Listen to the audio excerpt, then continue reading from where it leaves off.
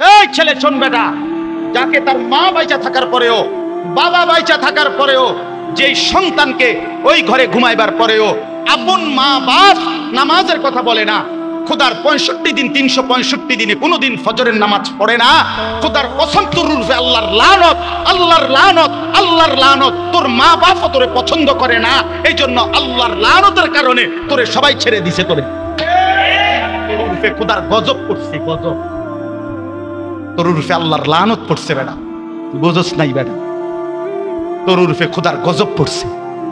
এই জন্য তোরে আর তোর মাও ডাকে না, তোর বাপেও ডাকে না, তোর বংশের কেউ তোরে আর নামাজের দিকে ডাকেন। আমি আমার বাচ্চাটাকেও ডাকি, আমি আমার বিবিকেও ডাকি, আমার 7 বছরের বাচ্চারও আমি ফজরের নামাজে তুইলা ওযু করাইয়া একসাথে বাপ ফুটে নামাজে পড়ি। চলেন আপনি আমার ছেলেরে জিজ্ঞাসা করেন,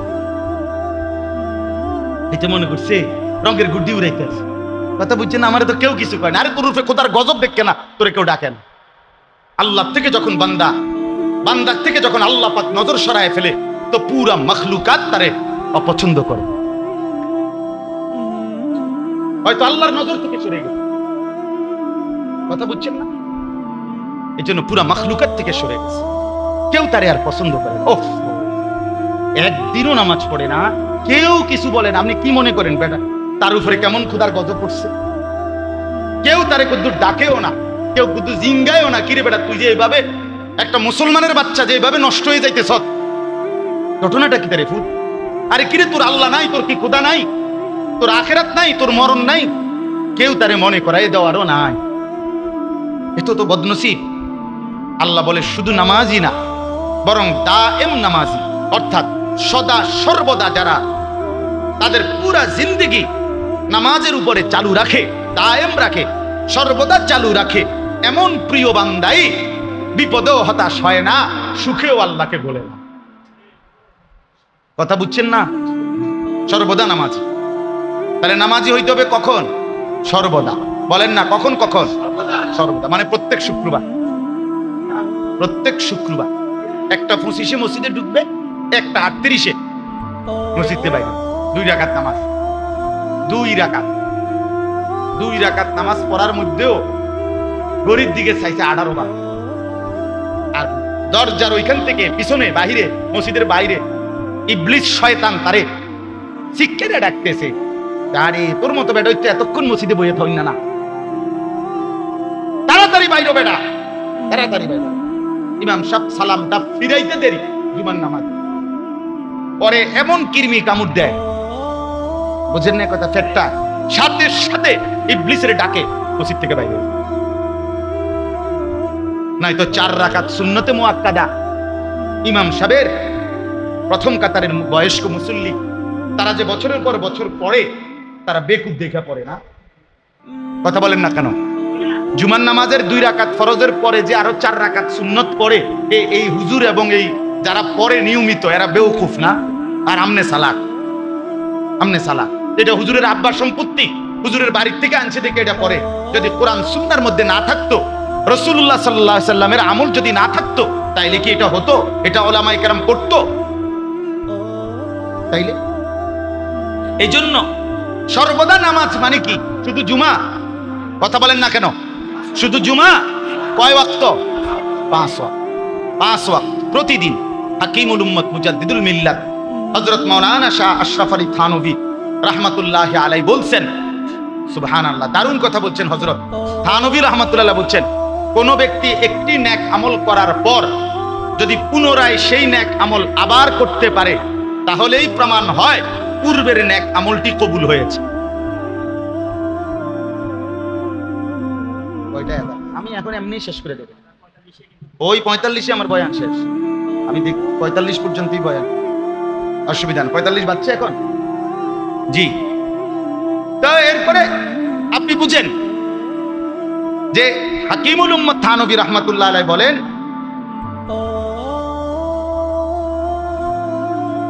আপনার থানভী রাহমাতুল্লাহ আলাইহি বলছেন, একটি আমল কবুল হওয়ার পরে এটার প্রমাণ যে আল্লাহ তাআলা তাকে পুনরায় ওই আমলটি করার তৌফিক দেন। এই জন্য যার ফজর কবুল হয়েছে, আল্লাহ তাকে জোহর পড়ার তৌফিক দেন। যার জোহরের নামাজ কবুল হয়েছে, আল্লাহ তাকে আসর পড়ার তৌফিক দেন। যা একবার সুবহানাল্লাহ বলছে, তো আল্লাহ যখন এটা গ্রহণ করে তো দ্বিতীয়বার বলার তৌফিক দান করে। তাহলে এই যে যারা মুসল্লিগুলো শুধু শুক্রবারে 2 রাকাত জুমার নামাজ পড়ে, এই বেড়ায় এই বেড়া যে এই দিনকার আসরও পড়ে না, মাগরিবও পড়ে না, ফজরও পড়ে না, এইতে বেড়ার জুমার নামাজের কি দশা? কাকা আমরা বুঝি না, আমরা কি চিরা খাই? দোস্ত তোমরা যারা চালাক, হ্যাঁ, চুলের কেবল পিছনের দিকে ফিরাইলেই বুদ্ধিমান, হ্যাঁ, মানুষের বেডি চাইলেই চালাক, হ্যাঁ, মোবাইল টিপতে চালাক, আব্বাই কিছু বলে না, মায় কিছু বলে না, গ্রামের কেউ কিছু বলে না, তুমি মাস্তানি করো, মাতবরি করো, অহংকার করো, পাগলের মতো ছাগলের মতো হাঁটো, তোমারে কেউ ডাক দেয় না, আল্লাহর কথা বলে না, নামাজের কথা বলে না। আমি তো পরিষ্কার বলি, পরিষ্কার, আল্লাহ পরিষ্কার বলছেন, ইল্লাল মুসাল্লিন আল্লাযীনা হুম ফি সালাত আলা সালাতিহিম দাইমুন। আল্লাহ বলেন যারা দায়েম সদা সর্বদা নামাজ আদায় করে, আমার সেই বান্দাগুলো যাবতীয় মানবীয় দোষ ত্রুটি থেকে মুক্ত থাকে। ওয়াল্লাযীনা ফি আমওয়ালিহিম হাক্কুম মালুম।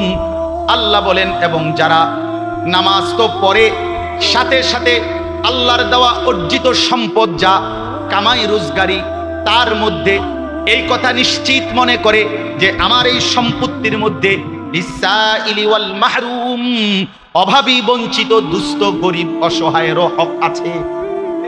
আমার টাকাটা শুধুই আমার না, আমারে আল্লাহ দিছে যদিও আমার হাতে, কিন্তু আমার এই সম্পদের মধ্যে যাকাত আছে, আমার এই সম্পদের মধ্যে ফিতরা আছে, আমার এই সম্পদের মধ্যে গরিব দুঃখী অসহায়েরও কি আছে? হক আছে। আল্লাহ বলেন এই মানসিকতা যার, অর্থ সম্পদের মধ্যে যে মনে করে যে আমার টাকা পুরাটা আমার না, শুধু আমারে আল্লাহ যদিও দিছে, কিন্তু এর মধ্যে গরিবের হক আছে, বঞ্চিতের হক আছে, এতিমের হক আছে, অসহায়ের হক আছে, আপনজন গরিব গোরাবা যারা তাদের হক আছে, আমার উপরে এখানে যাকাত আসতে পারে, আমার উপরে ফিতরা আসতে পারে, আমারে দান সদকা করতে হবে, এই মানসিকতা যাদের মধ্যে আছে অর্থ সম্পদের ব্যাপারে, আল্লাহ বলেন তারা এই উপরুক্ত মন্দ অভ্যাস থেকে মুক্ত। সে বুঝে যে পুরা টাকা আমার না, পুরা টাকা কি না আমার না, আমার। ওয়া আহসিন কামা আহসানাল্লাহু ইলাইক। আল্লাহ কোরআনে বলছে বান্দা আমি তোমাকে যে সম্পদ দিয়ে দয়া করেছি, আমি যাকে দেই নাই তাকে আমিই দেই নাই, তুমি তারে দাও, আমি বিনিময় তোমাকে উত্তম বিনিময় দেব। আল্লাহ বলেন দুইটাই আমার কুদরত, পরে দিছি কেন? আমি দিছি। পরে দেই নাই কেন? আমি দেই, আমি দেই না, তুমি দাও। ইরহামু মান ফিল আরদ ইয়ারহামুকুম মান ফিস সামা। নবীজি বলছে জমিনে যারা আছে তুমি তাদের প্রতি দয়া করো, আসমানে যিনি আছেন তিনি তোমার উপরে দয়া করবেন। সুবহানাল্লাহ। আমি দিলে দেব 5 টাকা, তিনি দিলে দিব 15 টাকা।